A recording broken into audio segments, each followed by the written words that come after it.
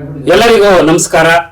ಜಿಲ್ಲಾ ಪಂಚಾಯತ್ ಮಂಡ್ಯ, ಶಾಲಾ ಶಿಕ್ಷಣ ಇಲಾಖೆ ಮಂಡ್ಯ, ಜಿಲ್ಲಾ ಶಿಕ್ಷಣ ಮತ್ತು ತರಬೇತಿ ಸಂಸ್ಥೆ ಮಂಡ್ಯ ಸಹಯೋಗದಲ್ಲಿ ಸ್ಫೂರ್ತಿಯ ಸೆಲೆ ವಿಶೇಷ ಕಾರ್ಯಕ್ರಮದಡಿಯಲ್ಲಿ 10ನೇ ತರಗತಿ ಮಕ್ಕಳಿಗೆ ಫಲಿತಾಂಶ ಸುಧಾರಣೆಗೆ ಸಂಬಂಧಿಸಿದಂತಹ ಕೆಲವು ವಿಡಿಯೋಗಳನ್ನ ನಾವು ಪ್ರಸ್ತುತಪಡಿಸ್ತಾ ಇದ್ದೀನಿ.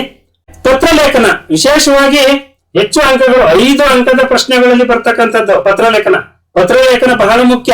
ಮತ್ತೆ ಸುಲಭವಾಗಿ ಅಂಕವನ್ನ ಗಳಿಸ್ಕೊಳ್ಳಿಕ್ಕೆ ಇದೊಂದು ಸುಲಭೋಪಾಯ ಮಾರ್ಗ ಅನ್ನುವಂಥದ್ದು. ಮೊದಲನೇದಾಗಿ ನಾನು ಪತ್ರಲೇಖನದಲ್ಲಿ ವ್ಯಾವಹಾರಿಕ ಪತ್ರದ ಬಗ್ಗೆ ಮಾತನಾಡ್ತಾ ಇದ್ದೀನಿ. ನೋಡ್ರಿ, ಅಲ್ಲೊಂದು ಹೇಳಿಕೆ ಇದೆ. ನಿಮ್ಮನ್ನ ಚಿಕ್ಕಮಗಳೂರು ಜಿಲ್ಲೆಯ ಕೊಪ್ಪ ತಾಲೂಕಿನ ಗುಡ್ಡತೋಟ ಗ್ರಾಮದ ನಿವಾಸಿ ಅನ್ನಪೂರ್ಣ ಎಂದು ಭಾವಿಸಿಕೊಂಡು ಗ್ರಾಮದಲ್ಲಿ ಸರ್ಕಾರಿ ಪದವಿ ಪೂರ್ವ ಕಾಲೇಜು ಆರಂಭಿಸುವಂತೆ ಕೋರಿ ಶಿಕ್ಷಣ ಸಚಿವರಿಗೊಂದು ಪತ್ರ ಬರೀರಿ ಅಂತ.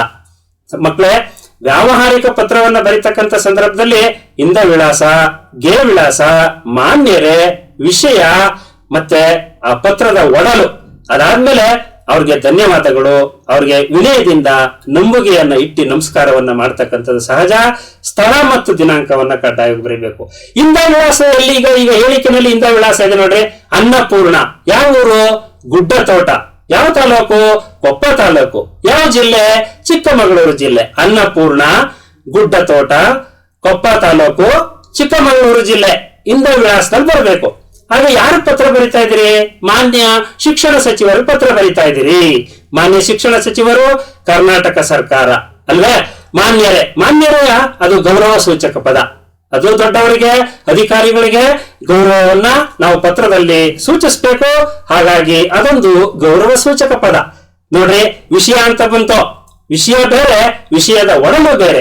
ವಿಷಯದಲ್ಲಿ ನೀವು ಹೇಳಬೇಕಾಗಿರುವಂತಹ ವಿಷಯವನ್ನ ಒಂದೇ ಸಾಲಿನಲ್ಲಿ ಚಿಕ್ಕದಾಗಿ ಹೇಳುವಂತದ್ದು. ಏನದು ವಿಷಯ? ನೋಡ್ರಿ, ಆ ಒಂದು ಹೇಳಿಕೆಯಲ್ಲಿ ಎಲ್ಲವೂ ಕೂಡ ಇದೆ. ಇಲ್ಲಿ ಗಂಟ ಏನು ಅಂಶಗಳು ಬೇಕೋ ಎಲ್ಲ ಇದೆ. ಏನು? ನಾವು ಅವ್ರ ಗ್ರಾಮದಲ್ಲಿ, ಯಾವ ಗ್ರಾಮ? ಗುಡ್ಡತೋಟ ಗ್ರಾಮಕ್ಕೆ ಸರ್ಕಾರಿ ಪದವಿ ಪೂರ್ವ ಕಾಲೇಜು ಆರಂಭಿಸುವಂತೆ ಕೋರಿ ಪತ್ರ, ಅಲ್ಲಿ ವಿಷಯದಲ್ಲಿ ಬರೀಬೇಕು. ಆಮೇಲೆ ಒಡಲ್ಲ ನೋಡ್ರಿ, ಮೇಲ್ಕಂಡ ವಿಷಯಕ್ಕೆ ಸಂಬಂಧಿಸಿದಂತೆ ಅಲ್ವೇ? ಏನು? ಅನ್ನಪೂರ್ಣ ಆದ ನಾನು ಇಂತಹ ಗ್ರಾಮದ ನಿವಾಸಿಯಾಗಿದ್ದು ನಮ್ಮೂರಿನಲ್ಲಿ ಮಕ್ಕಳು ಕಾಲೇಜ್ಗೆ ದೂರದ ಊರುಗಳಿಗೆ ಹೋಗ್ತಾ ಇರ್ತಕ್ಕಂಥ ಉದ್ದೇಶದಿಂದ ತುಂಬಾ ತೊಂದರೆ ಆಗಿದೆ. ನಮ್ದು ದೊಡ್ಡ ಗ್ರಾಮ. ಹಾಗಾಗಿ ನಮ್ಮ ಊರಿನಲ್ಲೇ ಒಂದು ಪದವಿ ಪೂರ್ವ ಕಾಲೇಜನ್ನ ಮಂಜೂರು ಮಾಡಿ ಕೊಡಬೇಕೆಂದು ತಮ್ಮಲ್ಲಿ ನಾವು ವಿನಂತಿಯನ್ನ ಮಾಡ್ಕೊಳ್ತಾ ಇದೀವಿ ಅಂತ ಬರೆದ್ರೆ ಅಲ್ಲಿಗೆ ಒಡಲು ಮುಗೀತು. ದಿನಾಂಕ, ಯಾವ ದಿನಾಂಕ ಬರೀತಾ ಇದೀರ ಹಾಕಿ, ಅವ್ರಿಗೆ ವಂದನೆಗಳು ಹೇಳಿ, ನಂಬುಗೆ ಹೇಳಿ. ಇಷ್ಟ ಹೇಳಿದ್ರೆ ವ್ಯಾವಹಾರಿಕ ಪತ್ರದಲ್ಲಿ 5 ಅಂಕ ಕಡ್ಡಾಯ ಸಿಗುತ್ತೆ ಅನ್ನುವಂಥದ್ದು.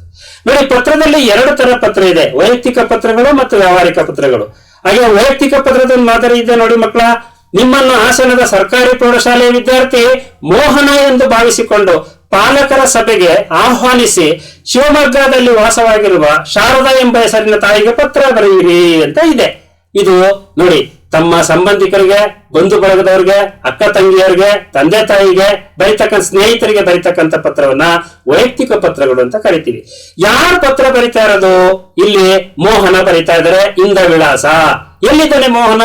ಹಾಸನದ ಸರ್ಕಾರಿ ಪ್ರೌಢಶಾಲೆಯಲ್ಲಿ ಇದ್ದಾನೆ. ಅದನ್ನ ಇಂದ ವಿಳಾಸದಲ್ಲಿ ಬರೀಬೇಕು. ಯಾವಾಗಲೂ ಕೂಡ ವೈಯಕ್ತಿಕ ಪತ್ರ ಬರೀತಕ್ಕಂಥ ಸಂದರ್ಭದಲ್ಲಿ ಕ್ಷೇಮ, ಶ್ರೀ, ದಿನಾಂಕ. ಪತ್ರದ ಎಡಭಾಗದ ಮೇಲ್ತುದಿಯಲ್ಲಿ ಕ್ಷೇಮ, ಮಧ್ಯದಲ್ಲಿ ಶ್ರೀ, ಅದು ಒಂಥರ ಶುಭ ಸೂಚಕ ಪದ. ದಿನಾಂಕವನ್ನ ಹಾಕ್ಬೇಕು. ಯಾರು ಪತ್ರ ಬರೀತಾ ಇರೋದು? ತಾಯಿಗೆ ಪತ್ರ ಬರೀತಾ ಇರೋದು. ತಾಯಿಗೆ ಪತ್ರ ಬರೆಯುವಾಗ ಮಾತೃಶ್ರೀ ತಾಯಿಯವರಿಗೆ, ತಂದೆ ಪತ್ರ ಬರೀತಾ ಇರುವಾಗ ಬರೆದ್ರೆ ತೀರ್ಥರೂಪ ತಂದೆಯವರಿಗೆ, ಗುರುಗಳಿಗೆ ಪತ್ರ ಬರೆದ್ರೆ ಪೂಜ್ಯ ಗುರುಗಳಿಗೆ. ನೋಡಿ, ಗೌರವ ಸೂಚಕ ಪದಗಳಿವು. ಅದರಿಂದ ಮಾತೃಶ್ರೀ ತಾಯಿಯವರಾದಂತಹ ಯಾರೋ ಶಾರದಾ ಅವರಿಗೆ ನಿಮ್ಮ ಮಗನ ನಮಸ್ಕಾರಗಳು. ಪತ್ರ ಬರೆದ ಉದ್ದೇಶ, ದಿನಾಂಕ ಇಷ್ಟರಂದು ನಮ್ಮ ಶಾಲೆಯಲ್ಲಿ ಪಾಲಕರ ಸಭೆಯನ್ನು ಆಯೋಜನೆ ಮಾಡಿರುವಂತಹ ಉದ್ದೇಶದಿಂದ ಪ್ರಾಂಶುಪಾಲರ ಆಹ್ವಾನದ ಮೇರೆಗೆ ನಾನು ನಿಮ್ಮನ್ನು ದಿನಾಂಕ ಇಷ್ಟರಂದು ಪೋಷಕರ ಸಭೆಗೆ ಹಾಜರಾಗಬೇಕೆಂದು ಕೋರುತ್ತೇನೆ ಅಮ್ಮ. ಆಮೇಲೆ ವೈಯಕ್ತಿಕ ವಿಚಾರಗಳನ್ನು ಕೂಡ ಬರ್ಕೋಬೋದಿಲ್ಲ. ನಿಮ್ಮ ಆರೋಗ್ಯದ ಬಗ್ಗೆ ವಿಚಾರಣೆ ಮಾಡ್ಕೋಬಹುದು, ಕ್ಷೇಮದ ಬಗ್ಗೆ ವಿಚಾರಣೆ ಮಾಡ್ಕೋಬಹುದು. ಇಷ್ಟೆಲ್ಲ ಬರ್ದಾದ್ಮೇಲೆ ಮಾಮೂಲಿ ವಂದನೆಗಳೊಂದಿಗೆ ತಮ್ಮ ಪ್ರೀತಿಯ ಮಗ ಆಗಿದ್ರೆ ಮಗ, ಮಗಳಾಗಿದ್ರೆ ಮಗಳು. ಪತ್ರ ಕವರ್ ಮಾಡದ್ಮೇಲೆ ನಾವು ಮುಚ್ಚಿದ್ಮೇಲೆ ಹೊರ ವಿಳಾಸವನ್ನು ಬರೀಬೇಕು. ಯಾಕೆಂದ್ರೆ ನಿಮ್ಮ ಅಮ್ಮ ಇರುವಂತ ವಿಳಾಸಕ್ಕೆ ಅದು ಹೋಗ್ಬೇಕು. ಅಮ್ಮ ಇರುವ ವಿಳಾಸ, ಹೊರ ವಿಳಾಸ ಯಾವುದು? ಶಿವಮೊಗ್ಗ ಅಲ್ವೇ? ಶಿವಮೊಗ್ಗ ನಗರಕ್ಕೆ ಹೊರ ವಿಳಾಸವನ್ನ ಹಾಕ್ಬೇಕು. ಇದು ವೈಯಕ್ತಿಕ ಪತ್ರದ ಮಾದರಿ ಮಕ್ಕಳೇ.